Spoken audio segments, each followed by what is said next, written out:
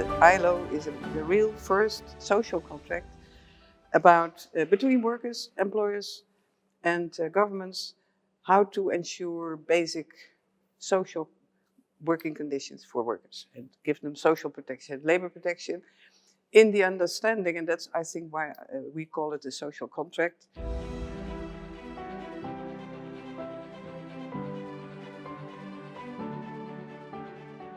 The world of work exists not in a vacuum, but in a world with, as I said, enormous challenges when it comes to climate change and war. We need to take into account new challenges. I mean, a lot of money now goes, instead of going to public services and schools and hospitals, it goes to armament.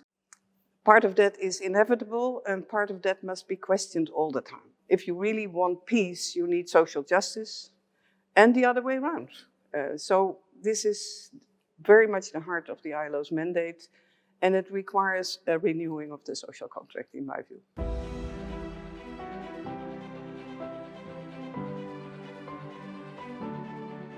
We must really critically look at if there is still a fair deal, if we have a proper division of all the goods, if we keep our planet safe and sane. The fair deal is everybody contributes for the greater good.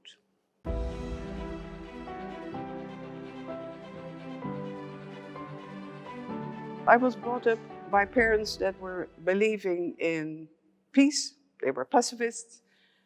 They were bringing us up with respect for nature. So that is how I was brought up.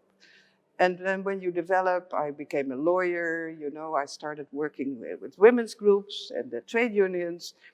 The issue of solidarity is central to that. When there is issues that you see other people suffering, can you support them?